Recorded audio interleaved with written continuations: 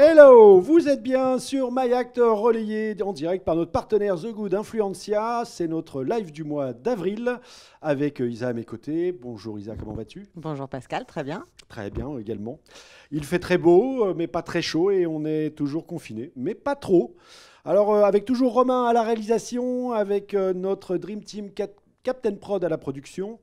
Alors j'ai la joie effectivement de te retrouver pour une émission assez sympathique avec des invités très très sympathiques. On a la chance d'avoir Guillaume Cotillard de Solidarité SIDA qui est avec nous et Solidarité qui vient internationale. de nous rejoindre après sa dernière réunion, entre deux réunions, Berthilde Toledano, présidente de BETC et coprésidente de la ACC. Salut Berthilde. Alors on va aborder différents sujets sur le monde de la communication, sur la publicité. C'est en ce moment là, il y a les grands débats sur la convention citoyenne qui concerne beaucoup la publicité. Enfin, en tous les cas, il y a un gros sujet sur la publicité. C'est également en ce moment les états généraux de la communication. On abordera ça avec Berthilde et puis on demandera l'avis de Guillaume. Mais avant tout ça, on va commencer par ta chronique, comme d'habitude. Qu'est-ce que tu nous as décoté pour le mois d'avril ? Alors je suis restée assez dans le thème, hein. Le mois d'avril, c'est ne te découvre pas d'un fil, mais c'est surtout cette année le mois de la vaccination. Vaccination, vaccination, vaccination. Alors comment convaincre les différents citoyens du monde à aller se faire vacciner? J'ai trouvé deux campagnes. The American Way, on va d'abord regarder celle-là. On sort l'artillerie lourde. On ne sauve pas un, pas deux, Non. mais trois ex-présidents sur une campagne de Ad Council qui s'intitule It's Up to You, donc très à la américaine, Up to You, il faut y aller, et qui est signée de l'agence new-yorkaise Pereira Odell. Our fellow Americans. Right now, the COVID-19 vaccines are available to millions of Americans. And soon, they will be available to everyone. The science is clear. These vaccines will protect you and those you love from this dangerous and deadly disease. They could save your life. So we urge you to get vaccinated when it's available to you. That's the first step to ending the pandemic and moving our country forward. It's up to you. Ah, ils rigolent pas. Hein. Les Ouais, Américains les rigolent Américains, pas. Alors, ouais. je crois que tu nous as trouvé aussi l'équivalent Le French à la touch. française. Ouais, à la française, un peu plutôt dans les techniques du nudge, tu sais, Ouais, je vois bien. l'incitation douce, voilà, avec donc la campagne que vous avez du coup peut-être plus vue sur les écrans si vous avez eu le temps de regarder la télé, qui s'appelle Projection du ministère des Solidarités et de la Santé, qui est signée Mullenlow Paris. Allez, on envoie Romain.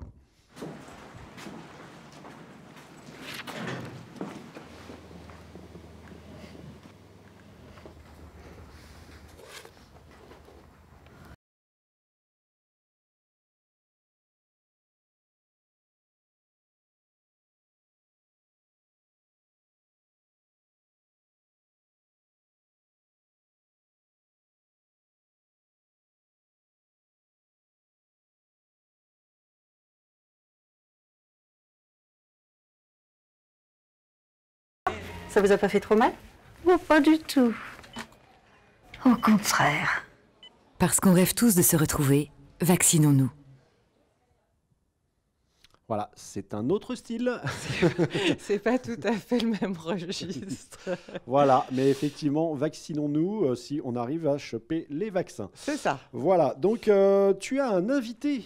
Oui, À j'ai nous un présenter. invité. Je suis très, très, très contente d'accueillir Guillaume Cotillard, donc, qui est non pas le patron du développement et de la communication de Solidarité SIDA, mais de Solidarité internationale. C'est pas tout à J'ai fait la dit même ça, moi chose. Oui, tu as Ah, j'ai dit dit ça. ça, d'accord. Bon, bah, Donc je autant pour corrige, moi. hein.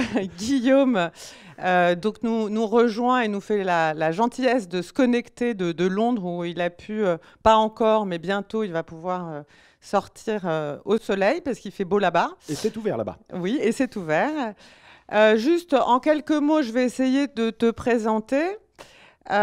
Tu es issu d'une famille d'artistes, avec un père metteur en scène, une mère comédienne, une sœur star du grand écran, un frère sculpteur, ce que j'ai compris. Tu démarres toi-même sur ces pas en tant qu'acteur, scénariste et réalisateur. Oui. Donc, tu as réalisé des films, des courts-métrages, des films publicitaires, etc. Et en 2018, en charge de la campagne de publicité pour Médecins du Monde, tu rejoins Médecins du Monde et tu deviens assez rapidement directeur de la communication de l'association. Et puis, il y a un an, en fait, le caritatif semble t'avoir piqué. Tu décides de continuer ton engagement et de rejoindre, en tant que directeur du développement et de la communication, Solidarité Internationale.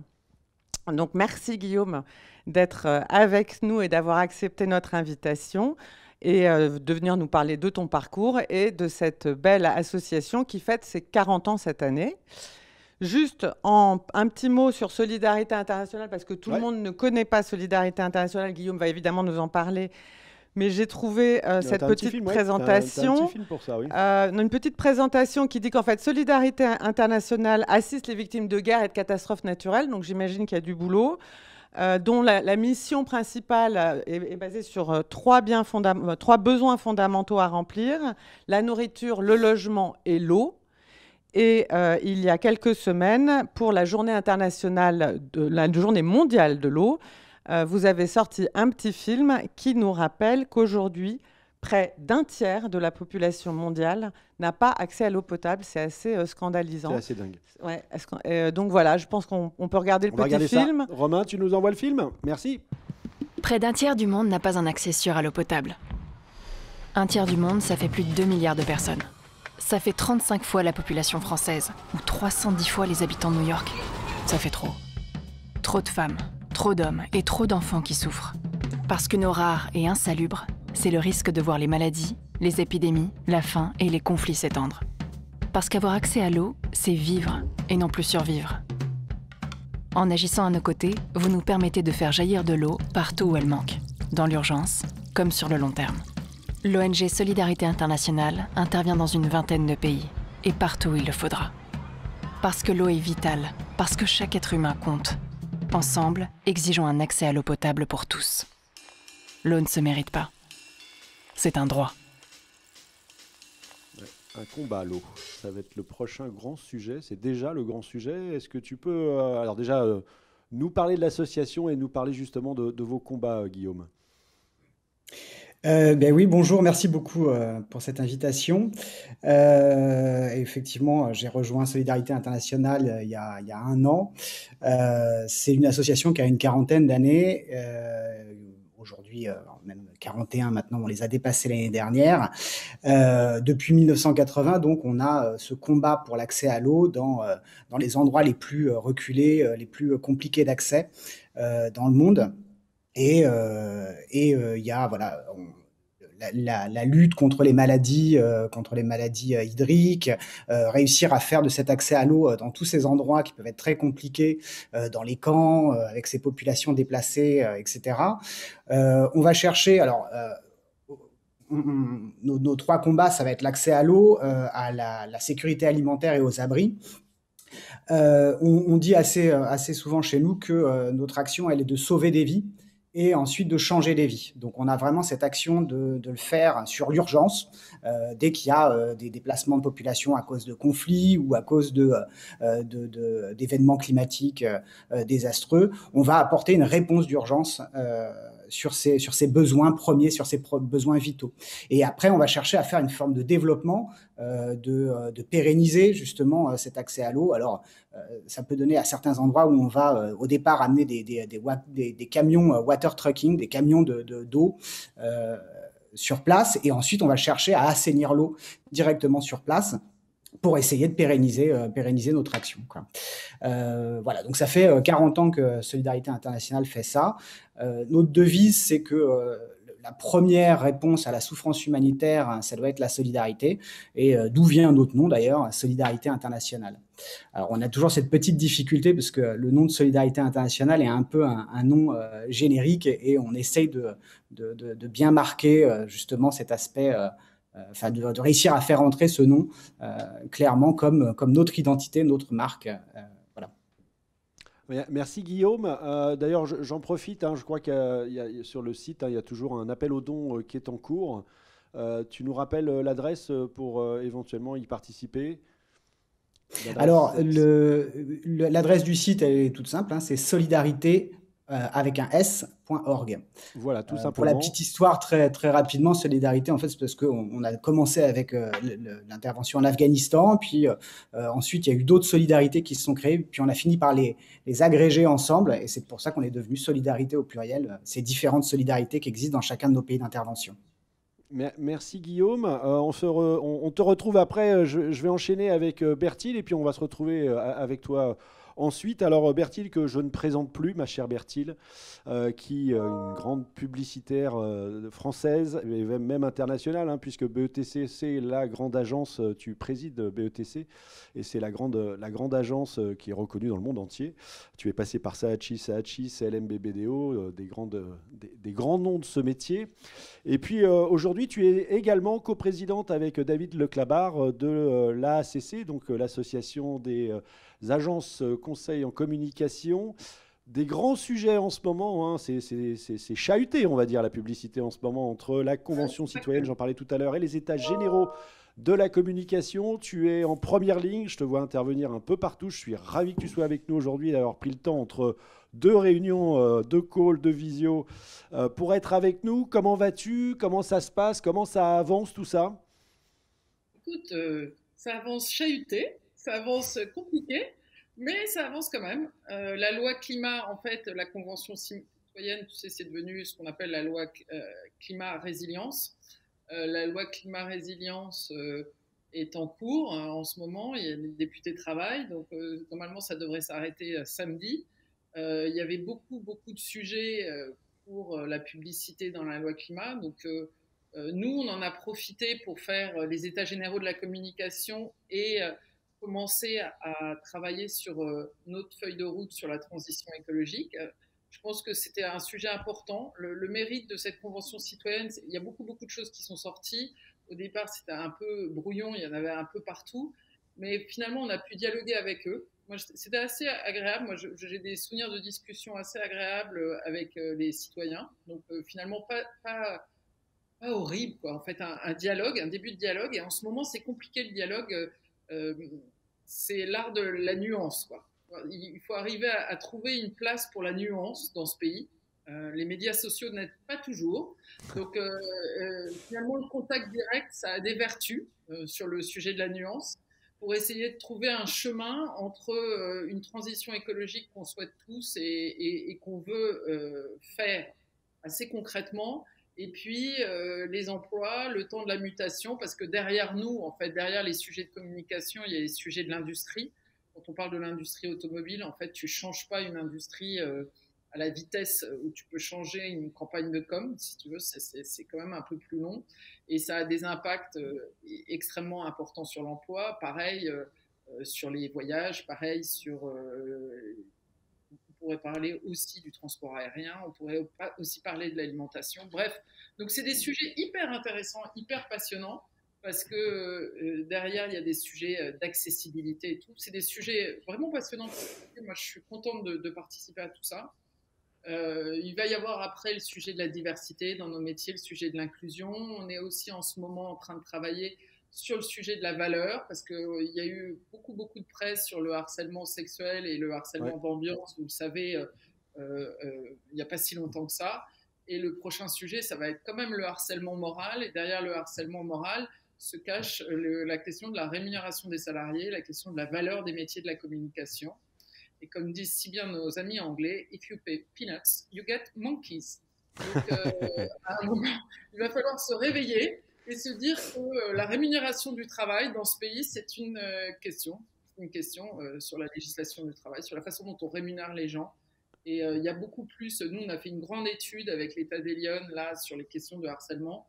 Et le harcèlement moral est beaucoup plus haut que le harcèlement sexuel. C'est pas, ça diminue en rien la pression faut mettre sur le harcèlement sexuel, mais ça veut dire qu'il y a quand même une question en ce moment dans ce pays sur la façon dont on fait travailler les gens globalement.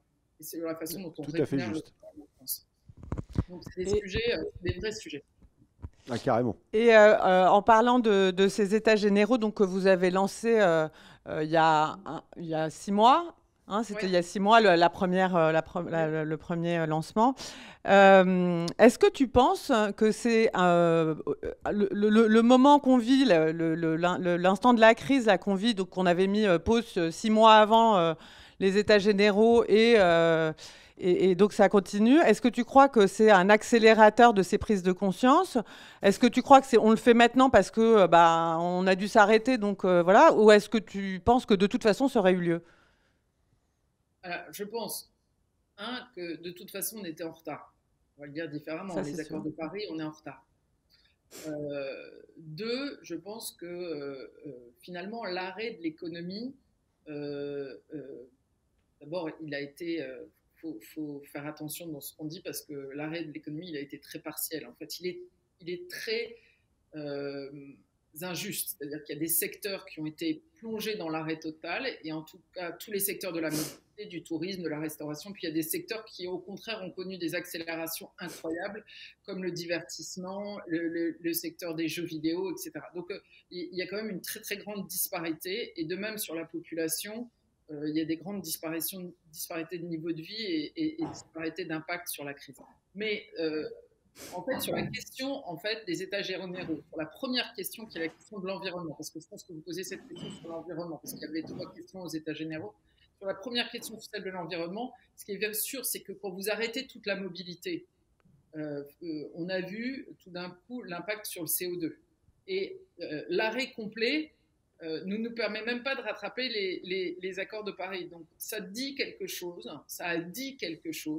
sur le fait qu'on doit transformer profondément notre mode de vie si on veut arriver à avoir un impact réel sur le climat et sur la planète. La bonne nouvelle de tout ça, c'est que les gens sont plutôt favorables. Alors après, modifier des comportements, c'est compliqué parce que modifier des opinions, je pense que c'est en partie fait.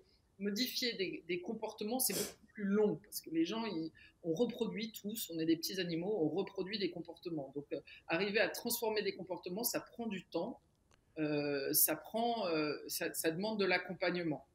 Je vais vous donner un exemple parce que c'est plus facile avec un exemple. Les gens se sont portés sur les véhicules hybrides en se disant, finalement, les véhicules hybrides, c'est peut-être mieux que les véhicules essence ou que les véhicules diesel pour la planète. Et puis, en fait, quand vous regardez l'usage des véhicules hybrides, on a un problème, c'est que les gens utilisent insuffisamment le moteur électrique, la partie électrique du véhicule. Et ils ne rechargent pas le véhicule électrique. Or, si vous ne rechargez pas le véhicule électrique dans un véhicule hybride, comme il embarque 2 moteurs, c'est-à-dire le moteur thermique et les moteurs électriques, vous produisez plus de pollution qu'avec un véhicule thermique. Donc, tout ça pour vous dire que finalement, ce sujet, c'est un vrai sujet d'accompagnement, d'information des modes de vie et tout. Il ne faut pas trop le simplifier. C'est-à-dire que ceux qui pensaient qu'il suffirait d'abattre la publicité pour transformer le monde, je pense que dans ces cas-là, arrêtons carrément les avions, arrêtons les véhicules, arrêtons la mobilité. Ça va poser d'autres problèmes démocratiques, mais on peut y aller.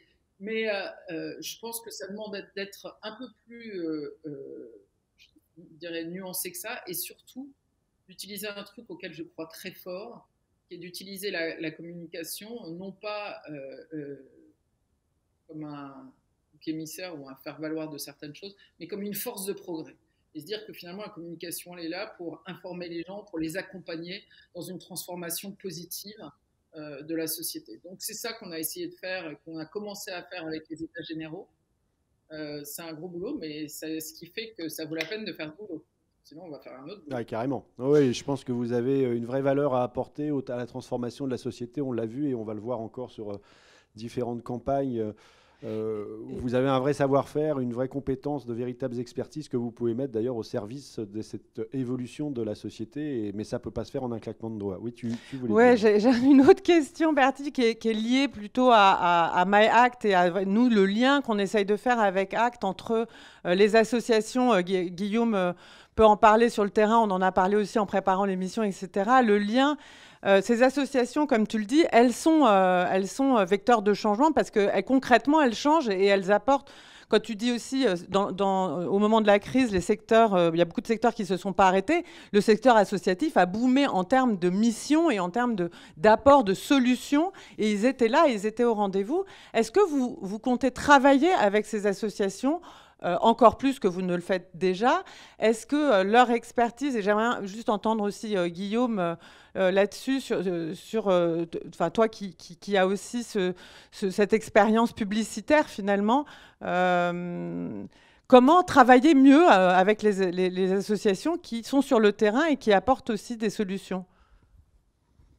Alors, je ne sais pas si vous voulez que je commence. Je sais pas si ouais, vas-y, Bertille. Il y a plusieurs façons de travailler sur les associations. La première, c'est d'aider les associations dans leur notoriété, leur communication, en tout cas en tant qu'agence. Déjà, c'est un premier pas pour qu'elles soient identifiées et reconnues. Parce que je vois bien le problème de Guillaume. Quand on s'appelle Solidarité Internationale, on peut penser à plein de choses et pas forcément au combat qu'il mène. Et en plus, sur le combat qu'il mène lui-même, il y a d'autres associations, etc. Donc, la problématique des associations, aujourd'hui, c'est aussi de se faire connaître et de faire comprendre ce qu'elles font pour que les gens aient envie de participer, que ce soit financièrement ou en termes de force vive, j'ai envie de dire, d'apporter leur travail à ces associations. Donc, il y a un premier sujet qui est ce qu'on appelle dans le métier le mécénat de compétences, qui consiste à aider le monde associatif en participant à leur communication. C'est un des engagements des États généraux. Il y a 7 engagements qui ont été portés par les États généraux. C'est un des engagements des États généraux, c'est d'augmenter encore l'investissement en mécénat de compétences. Je vais vous donner un ordre d'idée. Chez BETC, qui est donc l'agence que je représente, et il y a 1000 personnes. Moi, l'équivalent des gens qui travaillent en mécénat de compétences, c'est-à-dire sur des actions pro bono pour des associations, c'est 17 ETP, c'est-à-dire c'est 17 personnes équivalentes temps plein. Donc ça fait beaucoup, beaucoup de monde. Finalement, nous, on travaille pour AIDS, on travaille pour beaucoup d'associations, le musée de l'immigration, pour plein de choses. Et sur ces sujets-là, on a besoin finalement que les agences participent, et non pas pour des prix comme on l'a vu à une certaine époque, mais vraiment pour faire un boulot qui est un boulot de communiquer, d'aider les agences à émerger et à communiquer et à faire connaître leurs projets. Ça, c'est, je dirais que c'est un premier sujet. Je vais peut-être laisser Guillaume parler un peu. Oui, Guillaume, qu'est-ce que tu en penses de tout ça? C'est évident qu'on a besoin de se faire connaître simplement parce qu'il y a des crises qui doivent être médiatisées pour et qu'on puisse débloquer l'aide nécessaire. Le fait que nos associations elles soient connues, c'est pour pouvoir générer une mobilisation, alors que ce soit pour une action bénévole et surtout de déclencher des dons, parce que la générosité du public, c'est ce qui nous permet l'immédiateté de l'action. Sur par exemple une crise à un endroit, quand on a une générosité du public, on a des ressources qu'on peut mobiliser immédiatement pour répondre à une crise, qu'elle soit climatique ou une crise, un conflit armé. Donc voilà, on a vraiment cette nécessité d'être connu et d'avoir nos combats qui sont reconnus. Après, les agences, elles font un travail formidable justement avec ce mécénat d'entreprise. De nous aider. BETC le fait pour certaines associations et je pense que toutes les grandes agences font ce travail-là parce qu'aujourd'hui, les associations n'ont absolument pas du tout la possibilité de s'offrir les services de cette qualité-là qui nous sont clairement indispensables, quoi. Donc voilà, il y a ce travail de sensibilisation grâce aux campagnes parce qu'on doit avoir cette visibilité et ce travail de mobiliser le grand public autour de nos actions pour qu'ils les soutiennent et qu'ils les défendent. Après, je pense qu'il y a un deuxième travail qui est un travail important pour moi, qui est un travail finalement, je dirais presque stratégique, qui consiste parfois à servir d'intermédiaire entre des entreprises et des associations. C'est-à-dire que quand une entreprise a une thématique, a un engagement, a un projet d'entreprise, souvent, ces salariés qui ont envie de participer à ce projet d'entreprise le font par l'intermédiaire d'une association. C'est-à-dire que les entreprises ne peuvent pas être sur tous les terrains et partout. Et donc, il y a des associations qui existent sur certains terrains. Donc, on peut parler du terrain de l'eau, mais il y a plein d'autres sujets. Il y a un terrain en ce moment sur, par exemple, les télécommunications et l'accessibilité aux outils de télécommunication pour tous ces jeunes qui sont en télééducation et qui ont besoin d'outils de communication. Bon, bref, il y a des sujets comme ça. Et sur ces sujets-là, très souvent, il existe déjà des associations qui font un travail de terrain, qui connaissent les difficultés, qui connaissent toutes les impossibilités, parce que là aussi, il y a ce qu'on a envie de faire et puis il y a tout ce qui est compliqué de faire ou tout ce qui n'est pas possible de faire. Et donc, elles servent de guide sur le terrain.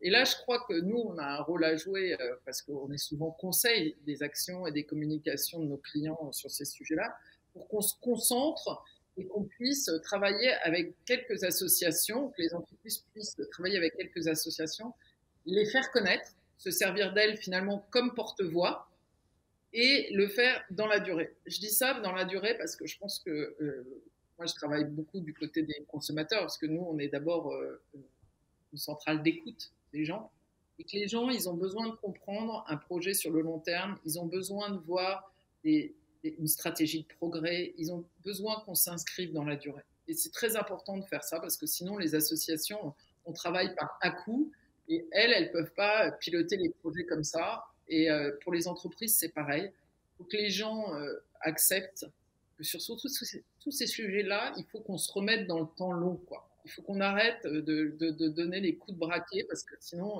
c'est pas possible. On ne peut pas travailler sereinement et véritablement dans ce timing-là. Merci Bertil, merci Guillaume. On va arriver à la fin de cette émission. Isa, attends, j'ai encore juste j'allais te proposer un dernier. Non, j'ai juste encore une petite question pour Guillaume et Bertil d'ailleurs aussi. Enfin, comment on fait quels sont les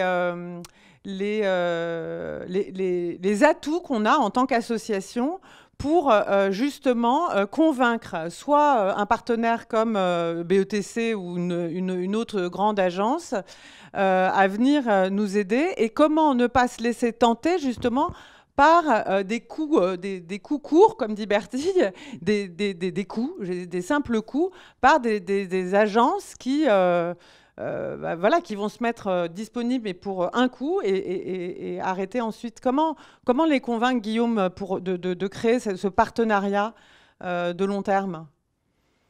Alors, je pense que c'est clairement dans ce que j'ai dit au début sur le fait qu'on sauve des vies et on change des vies.